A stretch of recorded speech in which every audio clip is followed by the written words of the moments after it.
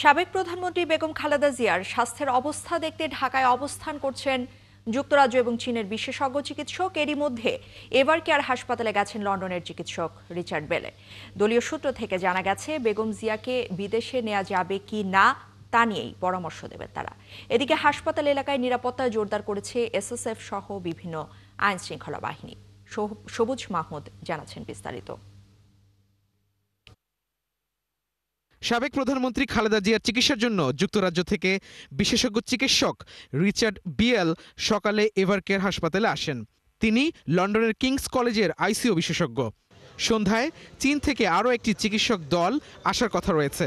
বিদেশি চিকিৎসকরা এসেছেন খালেদা জিয়ার বিদ্যমান মেডিকেল বোর্ডকে আরও বিশেষায়িত পরামর্শ দেওয়ার জন্য, যারা মূল্যায়ন করবেন বিএনপি চেয়ারপারসনকে বিদেশে নেয়ার মতো অবস্থা আছে কিনা। দলটির মহাসচিব মির্জা ফখরুল ইসলাম আলমগীর বলেছেন, বেগম জিয়াকে বিদেশে নেয়ার মতো শারীরিক অবস্থা পর্যবেক্ষণের পর তারেক রহমান দেশে ফেরার সিদ্ধান্ত নেবেন। এদিন সকাল থেকেই এভার কেয়ার হাসপাতালের সামনে খালেদা জিয়ার শারীরিক অবস্থার খোঁজখবর নিতে ভিড় করেন অনেকেই। আমি সকাল 5টায় আসছি, ভোরে বরিশাল থেকে আসছি, আমি এখানে অবস্থান করে আসছি যে তার কি হয়।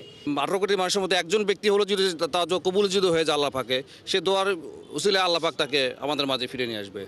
এরই মধ্যে খালেদা জিয়াকে অতি গুরুত্বপূর্ণ ব্যক্তি ঘোষণা করে এসএসএফ সহ বিভিন্ন বাহিনীর মাধ্যমে হাসপাতাল এলাকায় নিরাপত্তা জোরদার করা হয়েছে। সিনিয়র নেতৃবৃন্দ আমাদেরকে বারবার নিষেধ করছে যে এখানে আমরা না আসার জন্য, কিন্তু আমরা তো ঘরেও থাকতে পারতেছি না। সারা দেশের মানুষ আজকে বারাক্রান্ত, ব্যথিত হৃদয়ে, কেউ ঘরে থাকতে পারছে না। এদিকে প্রধান উপদেষ্টা কার্যালয় জানিয়েছে, এসএসএফ এর নিরাপত্তা প্রোটোকল অনুযায়ী আগামীকাল 4 ডিসেম্বর সকাল থেকেই এভার কেয়ার হাসপাতালের নিকটের দুটি মাঠে বাংলাদেশ সেনাবাহিনী ও বিমান বাহিনীর হেলিকপ্টার পরীক্ষামূলক অবতরণ এবং উড্ডয়ন পরিচালনা করবে। এ বিষয়ে কোনো ধরনের অপপ্রচার বা বিভ্রান্তি না ছড়ানোর অনুরোধও করা হয়। সবুজ মাহমুদ, ৭১, ঢাকা। দর্শক, বিএনপি চেয়ারপারসন বেগম খালেদা জিয়ার চিকিৎসা সহায়তায় যুক্তরাজ্য থেকে ঢাকায় এসেছে বিশেষজ্ঞ চিকিৎসক দল, যেমনটা আমরা প্রতিবেদনে দেখছিলাম। আর রাতে আসবেন চীনের চিকিৎসকরা। তাকে বিদেশে নেওয়া হবে কিনা সে বিষয়ে মতামত জানাবেন তারা। বেগম খালেদা জিয়ার শারীরিক অবস্থার সবশেষ খবর রাখছেন আমাদের সহকর্মী মেহেদি হাসান। এই মুহূর্তে তিনি আমাদের সাথে যুক্ত হচ্ছেন। মেহেদি, শুনতে পাচ্ছেন নিশ্চয়ই আমাকে? দুইটি বিষয় আপনার কাছ থেকে জানতে চাচ্ছিলাম, যে যুক্তরাজ্যের যে বিশেষজ্ঞ দল এসেছেন তারা কি বেগম জিয়ার চিকিৎসা বিষয়ে কোনো পরামর্শ দিয়েছেন কিনা, আর চীনা বিশেষজ্ঞ দল আসার কথা রয়েছে, সে ব্যাপারে সবশেষ কি তথ্য রয়েছে?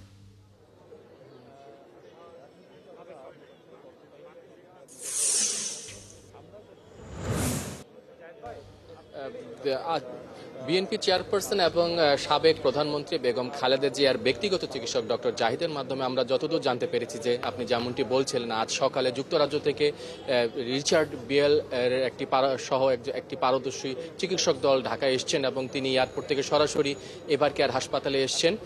এবং আজ রাত 9টার পরে চীন থেকেও একটি দল আসবে, চিকিৎসক দল, যারা আসলে একটা সিদ্ধান্তে আসতে চেষ্টা করবে যে বেগম খালেদা জিয়ার যে সর্বশেষ শারীরিক পরিস্থিতি এবং ওনার যে প্রতিদিনের স্বাস্থ্য পরীক্ষার প্রতিবেদন, এগুলো পর্যবেক্ষণ করে তারা হয়তো একটা সিদ্ধান্তে আসতে পারে যে তাকে বাইরে নিয়ে যাওয়া হবে কি হবে না, বা তিনি যাবার সেই প্রস্তুতির মধ্যে বা সেটা তার শরীর নিতে পারবে কিনা, এমন বিষয় কিন্তু সিদ্ধান্ত আসতে পারে। আমরা এমনটাই সর্বশেষ জানতে পেরেছি। এবং আপনাকে বলে রাখি যে এখন তিনি কিন্তু নিবিড় পর্যবেক্ষণে আছেন এবং ডাক্তাররা যে যুক্তরাজ্যের যে চিকিৎসক, আপনি জানেন এর আগে একটা চায়না থেকে আরেকটি চিকিৎসক দল কিন্তু আগে থেকে আছেন এবং আজকে আবার নতুন করে একটা দল আসছে।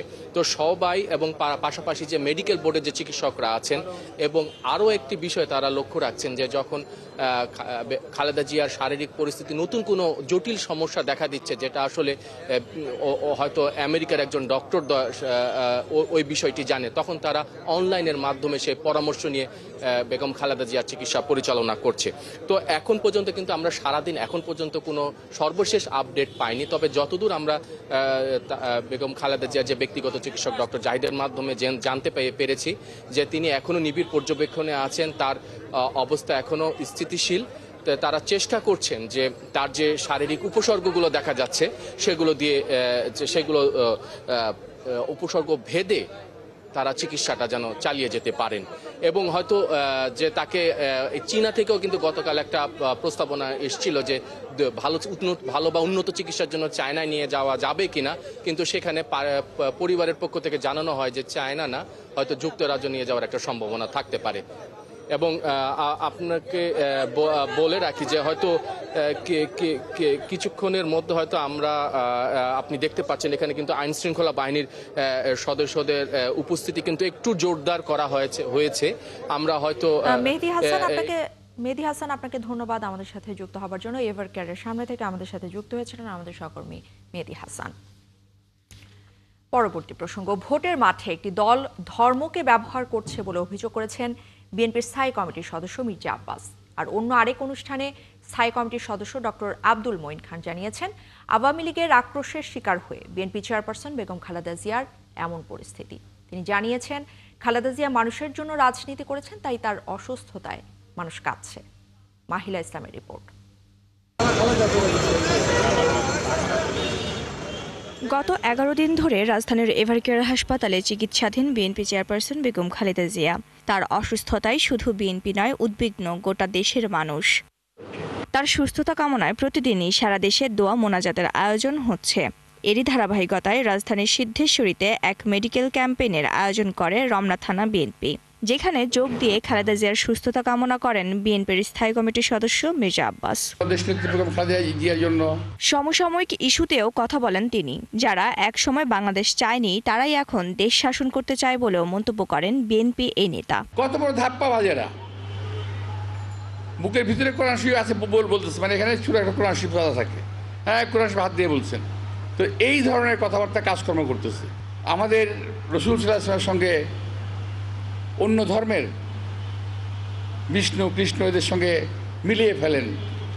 এই সমস্ত লোকদেরকে একটু চিহ্নিত করবেন দয়া করে। এদিকে বিএনপি চেয়ারপারসন খালেদা জিয়ার রোগ মুক্তি কামনায় জাতীয়তাবাদী পল্লী চিকিৎসক অ্যাসোসিয়েশনের দোয়া মাহফিলে যোগ দেন দলের আরেক স্থায়ী কমিটির সদস্য ডক্টর আব্দুল মঈন খান। তিনি বাংলাদেশের কোটি কোটি মানুষের মঙ্গলের কথা চিন্তা।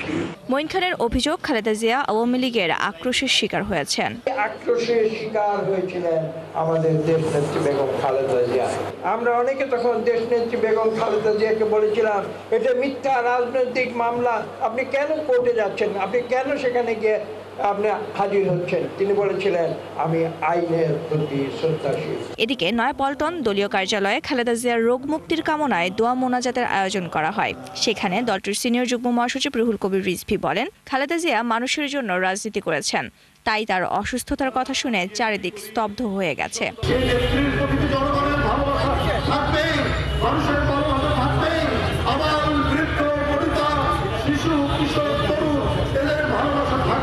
অনুষ্ঠানে দেশ সুরক্ষায় খালেদা জিয়ার বিভিন্ন উদ্যোগের কথা তুলে ধরেন তিনি। মাহিলা ইসলাম, ৭১, ঢাকা। রাজনৈতিক সংকট থেকে উত্তরণের পরই নির্বাচনের তফসিল ঘোষণার দাবি করেছেন এনসিপির আহ্বায়ক নাহিদ ইসলাম। বুধবার ইসি থেকে নিবন্ধনের সনদ গ্রহণের পর তিনি এই অভিমত দিয়েছেন। এদিকে সকালে সাংবাদিকদের এক প্রশিক্ষণ কর্মশালায় ইসি মোহাম্মদ সানাউল্লাহ জানিয়েছেন, গণভোট আর জাতীয় নির্বাচনে ভোট দিতে একজন ব্যক্তির সর্বোচ্চ ১.৫ মিনিট সময় লাগতে পারে। ফারজান আক্তারের প্রতিবেদন। বিকেলে দলের নিবন্ধনের সনদ নিতে নির্বাচন কমিশন আসেন জাতীয় নাগরিক পার্টির ৪ সদস্যের প্রতিনিধি দল। এ সময় দলটির আহ্বায়ক বলেন, বিদ্যমান রাজনৈতিক পরিস্থিতি বিবেচনায় রেখে তফসিল ঘোষণা করা উচিত। তফসিল তারা আমাদেরকে সুস্পষ্টভাবে জানায়নি, যেটা তারা মিডিয়াতে বলেছে যে হয়তো আগামী ১-২ সপ্তাহের মধ্যে তারা দিবে। আমরা বলেছি যে বিদ্যমান যে রাজনৈতিক পরিস্থিতি, সেই পরিস্থিতি বিবেচনায় রেখেই তারা যাতে তফসিলের ঘোষণাটি দেয়। আর নাসিরউদ্দিন পাটোয়ারি অভিযোগ করেন, একটি দল নানা কায়দা করে সংস্কার প্রক্রিয়া আটকে দিতে চাচ্ছে। এই সময় বাংলাদেশে একটি দল কোর্টের মধ্য দিয়ে নির্বাচন কমিশনের ঘাড়ে বন্দুক রাখছে, তারা গুন্ডাতন্ত্র করছে সেখানে। অর্থাৎ ছোট ছোট যে দলগুলো রয়েছে সেই দলগুলোকে কয়েকটা সিটের লোভ দেখিয়ে বাংলাদেশের রাজনৈতিক যে বহুদলীয় গণতন্ত্র সেটাকে তারা হত্যা করার উদ্যোগ নিচ্ছে। এদিন এসিবিতে কর্মরত প্রতিবেদকদের প্রশিক্ষণ কর্মশালার আয়োজন করে নির্বাচন কমিশন। এখানে আলোচনা হয় সংসদ নির্বাচন ও গণভোট নিয়ে। সম্প্রতি হওয়া মক ভোটেরও অভিজ্ঞতা তুলে ধরেন একজন কমিশনার। আর এবারে যেহেতু দুটো করে ব্যালট ম্যানেজ করতে হবে, সময়ের ব্যাপারটা আমাদেরকে সবাইকে সংবেদনশীল হতে হবে। আপনারা দেখেছেন যে আমরা একটা অনুশীলন করে দেখেছি যে এখানে গড়ে যদি আমরা একদম ভালো ফ্লো রাখতে পারি তাও আমাদের 1.5 মিনিট করে লাগে একজন একটা ভোটারের পরে আরেকটা ভোটারকে কেন্দ্রে ঢুকতে। আর গণভোটের ব্যালটে থাকা 4টি প্রশ্নের এক উত্তর নিয়ে ব্যাখ্যা দেন ইসি সচিব। 4টা প্রস্তাবনার ভিতরে আমার হয়তো 3টাতে আমি সম্পূর্ণ একমত, বা 2টাতে একমত, একটাতে আধা আধি আর একটাতে একমত না। তো কাজে কিন্তু পুরো প্যাকেজটা দেখে তারপরে এবার সিদ্ধান্ত নিতে হবে হ্যাঁ অথবা না। এই জিনিসগুলো নিয়ে প্রচারণার কিন্তু খুব একটা ভালো সুযোগ আপনাদের। ভেঙে পড়া নির্বাচনী ব্যবস্থা এই কমিশন মেরামতের কাজ করছে বলেও মন্তব্য করেন তিনি। ফারজানা আক্তার, ৭১, ঢাকা। দর্শক, বেগম খালেদা জিয়াকে দেখতে এভার কেয়ারে পৌঁছেছেন প্রধান উপদেষ্টা ডক্টর মোহাম্মদ ইউনূস। আমরা একটু সে ব্যাপারে জানবো। সেখানে আছেন আমাদের সহকর্মী মেহেদি হাসান। আমরা তার কাছে একটু চলে যেতে চাই। মেহেদি, আপনি একটু আগেই জানাচ্ছিলেন বিভিন্ন বিষয়ে বেগম খালেদা জিয়ার শারীরিক অবস্থা এবং চিকিৎসা প্রক্রিয়া নিয়ে।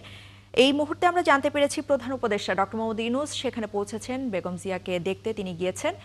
সবশেষ কি অবস্থা সেখানকার একটু জানাবেন।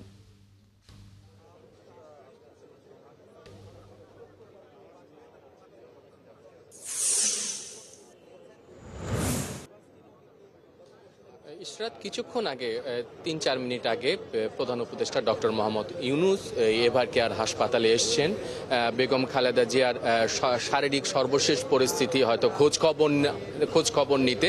আপনি দেখতে পাচ্ছেন আমার পিছনে কিন্তু আইন শৃঙ্খলা বাহিনীর তৎপরতা বা নিরাপত্তা জোরদার করা হয়েছে।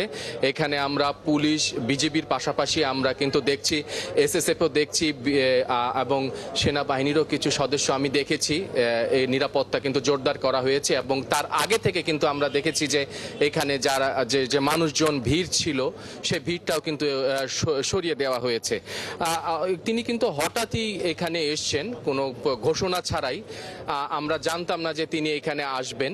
তো এখানে এসে কিছুক্ষণ আগে দেখলাম যে তার গাড়ি বহর ভিতরে ঢুকলেন। আমরা যতদূর জানতে পেরেছি যে তার বেগম খালেদা জিয়া যে তিনি সিসিইউতে আছেন, গেল 23শে অক্টোবর থেকে এভার কেয়ার হাসপাতালে এসে চিকিৎসা নিতে এসেছিলেন এবং সাথে সাথে কিন্তু তার ফুসফুসে ইনফেকশন শনাক্ত হয়। তারপর থেকে কিন্তু তিনি হাসপাতালে ভর্তি। 25 তারিখের পর তিনি নিবিড় পর্যবেক্ষণে যান এবং এখনও তিনি এখানে আছেন এবং বিভিন্ন দেশের ডাক্তাররা আসছেন। তো সার্বিক খোঁজ খবর নিতে আমরা যতদূর জেনেছি যে সার্বিক খোঁজ খবর নিতেই প্রধান উপদেষ্টা ডক্টর মোহাম্মদ ইউনূস কিন্তু এখানে এসছেন। হয়তো তিনি তার ভিতরে গেছেন এবং ভিতরে গিয়ে হয়তো তিনি খোঁজ নিচ্ছেন যে বেগম খালেদা জিয়া যে সর্বশেষ পরিস্থিতি তার কি অবস্থা। আপনি জানেন যে ইতিমধ্যে কিন্তু বাংলাদেশে চীন, যুক্তরাজ্য বিশেষজ্ঞ চিকিৎসকরা কিন্তু এখন উপস্থিত আছে। পাশাপাশি মেডিকেল বোর্ডের যে বাংলাদেশের পারদর্শী চিকিৎসক তারা কিন্তু এই এভার কেয়ার হাসপাতালে ছুটে এসছেন।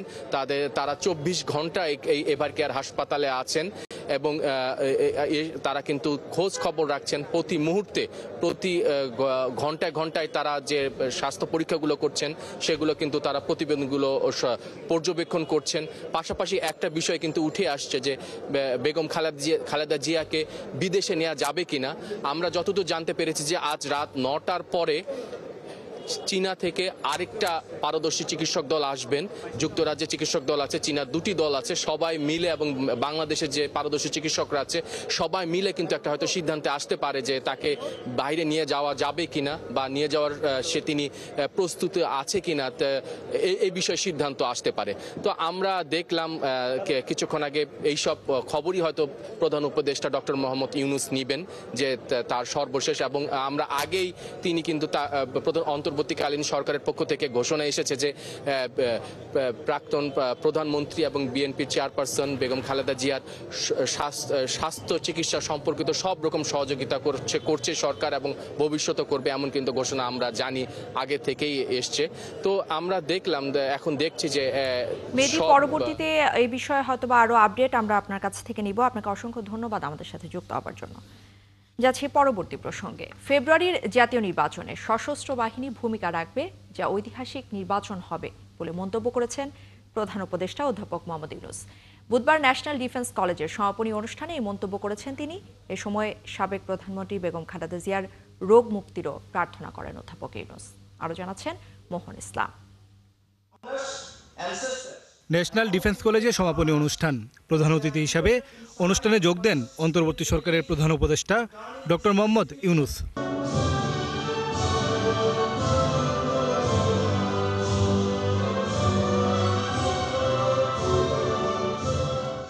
জাতীয় সঙ্গীতের মাধ্যমে শুরু হয় সমাপনী পর্ব। পরে দেশি বিদেশি গ্রাজুয়েটদের হাতে সার্টিফিকেট তুলে দেন তিনি। বক্তব্যের শুরুতে প্রধান উপদেষ্টা স্মরণ করেন মহান মুক্তিযুদ্ধ ও শহীদদের, স্মরণ করেন জুলাইয়ে আত্মদানকারীদেরও। This is a very special month of our historical victory in the war of liberation. গ্রাজুয়েটদের উদ্দেশ্যে প্রধান উপদেষ্টা বলেন, তাদের অর্জিত জ্ঞান দেশের উন্নয়ন ও নিরাপত্তায় যেন ব্যবহার করে। As future leaders, you are tasked with leveraging this unique geostrategic advantage to foster sustainable growth and development for our nation. As I have learned, the National Defense Course is a strategic level course and prepares the participants to understand and analyze national security, engages in a strategic decision making, and enhances their leadership skills. এ সময় সাবেক প্রধানমন্ত্রী বেগম খালেদা জিয়ার রোগমুক্তির জন্য দোয়া করেন প্রধান উপদেষ্টা। Let us pray to Allah, along with all the people of Bangladesh, for the speedy recovery of our former Prime Minister and our national leader, Begum Khaleda Zia, who is struggling in her life. দেশের সংকট ও রাজনৈতিক অস্থিতিশীলতায় সশস্ত্র বাহিনীর ভূমিকার প্রশংসা করে প্রধান উপদেষ্টা বলেন, ফেব্রুয়ারির নির্বাচনে তাদের গুরুত্বপূর্ণ ভূমিকা থাকবে। Still, you'll have to play a very historical role very soon in our national election and referendum in February, coming February, to make it not only a historical landmark, also a peaceful and festive, make it a festive occasion for all voters who turn out to vote. And the nation will remember with pride they really had a historical occasion to turn the country around. পরে তিন বাহিনীর প্রধানদের সাথে নিয়ে national defence college ঘুরে দেখেন প্রধান উপদেষ্টা প্রফেসর মোহাম্মদ ইউনূস। মোহন ইসলাম, ৭১, ঢাকা। ত্রয়োদশ জাতীয় সংসদ নির্বাচন আয়োজনে সব ধরনের কার্যক্রম স্থগিত চেয়ে হাইকোর্টে রিট করা হয়েছে। বুধবার সংশ্লিষ্ট শাখায় আবেদন করেছেন বাংলাদেশ কংগ্রেসের মহাসচিব আইনজীবী মোহাম্মদ ইয়ারুল ইসলাম। এদিকে ২৪ ঘন্টার মধ্যে আগের সীমানার আলোকে বাগেরহাটের ৪টি আসন পুনর্বহালেরও নির্দেশ দিয়েছে হাইকোর্ট। আরও জানাচ্ছেন শওকত সাদিক। আগামী বছরের ফেব্রুয়ারির প্রথমার্ধেই একই দিনে জাতীয় সংসদ নির্বাচন ও জুলাই জাতীয় সনদ নিয়ে গণভোটের ঘোষণা দিয়েছে অন্তর্বর্তী সরকার। নির্বাচন কমিশনের পক্ষ থেকেও জানানো হয়েছে ডিসেম্বরের দ্বিতীয় সপ্তাহে ঘোষিত হতে যাচ্ছে নির্বাচনের তফসিল। তবে নিবন্ধিত দল বাংলাদেশ কংগ্রেস ভাবছে ভিন্ন কথা। তারা নির্বাচনের সব আয়োজন স্থগিত রাখতে সরাসরি চলে এসেছেন উচ্চ আদালতে। সুপ্রিম কোর্টের সংশ্লিষ্ট শাখায় রিট করেছে দলটি। আমরা এই জন্য আজকে রিট করেছি যে ডিসিদেরকে যাতে রিটার্নিং অফিসার না করা হয় এবং সহকারী যারা ইউনো আছে তাদেরকে সহকারী রিটার্নিং অফিসার যাতে না করা হয়। এবং আমরা চাইছি যে একটা ইলেকট্রাল সার্ভিস কমিশনের মাধ্যমে নির্বাচন কমিশনের যত লোকবল তাদের মাধ্যমে নিয়োগ হবে। এটা বাস্তবায়ন না হওয়া পর্যন্ত আমরা নির্বাচনের সকল কার্যক্রম স্থগিত চেয়েছি। আবেদনে বলা হয়েছে সংবিধান অনুযায়ী নির্বাচন কমিশন এখনও পুরোপুরি নির্বাহী বিভাগ থেকে আলাদা নয়, আর জেলা প্রশাসকরা কোনোভাবেই নির্বাচন পরিচালনার দায়িত্বে থাকতে পারবেন না। সিভিল সার্ভিসেতে যারা আসে বা ক্যাডার সার্ভিসে যারা আসে তাদেরকে এই নির্বাচন কমিশন কোনো কথা শোনাইতে পারে না। আলটিমেটলি মন গড়াভাবে তাদের মত দিয়ে এই নির্বাচন হয়। অতএব এই নির্বাচন বিতর্কিত হবে আমরা মনে করি। সেজন্য আমরা চাই যে দেশের সংস্কার হয়েছে, সব ক্ষেত্রেই সংস্কারের বাতাস বইছে, সেক্ষেত্রে এটাও সংস্কার হওয়া উচিত। এদিকে বাগেরহাট জেলার 4 আসনের সীমানা নিয়ে দেয়া রায়ের পূর্ণাঙ্গ নথি প্রকাশ করেছে হাইকোর্ট। এতে বলা হয়েছে আগের সীমানা অনুযায়ী 24 ঘন্টার মধ্যে আসনগুলো পুনর্বহাল করে গেজেট প্রকাশ করতে হবে। সৈকত সাদিক, 71, ঢাকা। গুম খুনের মানবতা বিরোধী অপরাধের মামলায় গ্রেফতার 10 সেনা কর্মকর্তাকে সশরীরেই ট্রাইব্যুনালে এসে বিচারের মুখোমুখি হতে হবে। বুধবার ভার্চুয়ালি হাজিরা চেয়ে করা আবেদন খারিজ করে দিয়েছেন আন্তর্জাতিক অপরাধ ট্রাইব্যুনাল। এদিকে চিফ প্রসিকিউটর জানিয়েছেন এই বিচার দেশপ্রেমিক সেনাবাহিনীর বিরুদ্ধে নয়। আরও জানাচ্ছেন সৈকত সাদিক। বুধবার শেখ হাসিনার সরকার আমলে র্যাবের টিএফআই সেলে গুমের ঘটনায় দায়ের হওয়া মামলায় অভিযোগ গঠনের উপর শুনানি হয়। তৃতীয় দিনের মতো হাজির করা হয় গ্রেপ্তার 10 সেনা কর্মকর্তাকে। শুনানি হয় আসামিদের ভার্চুয়ালি হাজিরার বিষয়েও। সে আবেদন খারিজ করেছেন ট্রাইব্যুনাল। আদালত তাদেরকে আগামী 14 ডিসেম্বর পর্যন্ত সময় দিয়েছেন। 14 ডিসেম্বর ওনাদের অংশটুকু আদালত শুনবেন, কিন্তু এর মধ্যে র্যাবের যে সমস্ত অফিসার এখানে আসামি হিসেবে আজকে হাজির আছেন তাদের পক্ষ থেকে একটা আবেদন করা হয়েছিল যে তাদেরকে যেন ভার্চুয়ালি শুনানিতে অংশগ্রহণের সুযোগ দেওয়া হয়। আদালত সেটা নামঞ্জুর করেছেন। প্রশ্ন করা হয়েছিল আমাকে যে একজন বেসামরিক এবং একজন চিফ জাস্টিস যদি কোর্টে আসতে পারে, তো আমি বলেছি যে মিলিটারি রেজিমেন্টেশন লাইফটা ইজ ডিফারেন্ট। কারণ এরকম ইনস্ট্যান্সও আছে যে 4 বছর জেল খাটার পরে একুইটাল হয়েছে উচ্চ আদালত থেকে, কিন্তু তারপরে সামরিক বাহিনী থেকে নিয়ে যাওয়া হয় না, because the military service demands for something very special. এদিকে মামলাটিতে অভিযোগ গঠনের পরবর্তী শুনানির জন্য 14 ডিসেম্বর তারিখ ঠিক করেছেন ট্রাইব্যুনাল 1। আর আসামি পক্ষ এই বিচারকে সেনাবাহিনীর মুখোমুখি করার চেষ্টা করছে বলে যে কথা বলেছে তারও জবাব দেন চিফ প্রসিকিউটর। প্রসিকিউশনের পক্ষ থেকেও এটা সুস্পষ্টভাবে বলা হয়েছে যে দেশপ্রেমিক সেনাবাহিনীর বিরুদ্ধে বিচার নয়, কারণ এই আসামিরা অপরাধগুলো করেছেন যখন পুলিশে পোস্টেড ছিলেন। পুলিশের একটি শাখা হচ্ছে র্যাপিড অ্যাকশন ব্যাটালিয়ন বা র্যাব। সেখানে গিয়ে সামরিক শৃঙ্খলার বাইরে থাকা অবস্থায় তারা এই ধরনের মারাত্মক অপরাধ করেছেন, যেগুলোকে ক্রাইম অফ দ্য ক্রাইমস বলা হয়, মানবতা বিরোধী অপরাধ বলা হয়। সেই অপরাধগুলো সংগঠন করেছেন। এদিকে গুমের এই মামলায় প্রধান আসামি শেখ হাসিনার পক্ষে স্টেট ডিফেন্স হিসেবে আমির হোসেনকেই নিয়োগ দেওয়া হয়েছে। এর আগে ওই ভূমিকা থেকে পদত্যাগ করেছেন জেডাই খান পান্না। আদালতে তিনি নিঃশর্ত ক্ষমা চান। সৈকত সাদিক, 71, ঢাকা। আগামী জাতীয় নির্বাচন ঘিরে সবখানেই চলছে জোর প্রস্তুতি। রাজনৈতিক দলগুলো যেখানে নিজেদের ইশতেহার নিয়ে ব্যস্ত, সেখানে ভোটার হিসেবে নারীদের প্রত্যাশা ও উদ্বেগও ক্রমেই সামনে আসছে। সমাজের অর্ধেক জনগোষ্ঠীর এই মতামত নির্বাচন ফলাফলেও গুরুত্বপূর্ণ ভূমিকা রাখবে বলে মনে করা হচ্ছে। এই জনগোষ্ঠীর দাবি উন্নয়ন, নিরাপত্তা, কর্মসংস্থান নাকি আরও বড় কিছু। যশোরে মাঠ পর্যায়ে ঘুরে তাদের এই ভাবনার কথাই জানব SM ফরহাদ এবং রাব্বিয়া আল আলমিনের তথ্য এবং ছবিতে বানানো প্রতিবেদনে। খুলনা বিভাগের মধ্যবর্তী স্থানে অবস্থিত যশোর জেলায় প্রায় ৩৫ লাখ জনসংখ্যার বসবাস, আর এখানকার ২৪ লাখ ভোটারের অর্ধেকই নারী। ৬টি সংসদীয় আসনের এই জেলার ভৌগোলিক কারণে বিশেষ গুরুত্ব রয়েছে। এখানে বিভিন্ন ক্ষেত্রে নারীদের উপস্থিতি উল্লেখযোগ্য হারে বেড়েছে। নারীদের কর্মে অংশগ্রহণ এখন জেলার উন্নয়নের অন্যতম চালিকা শক্তি।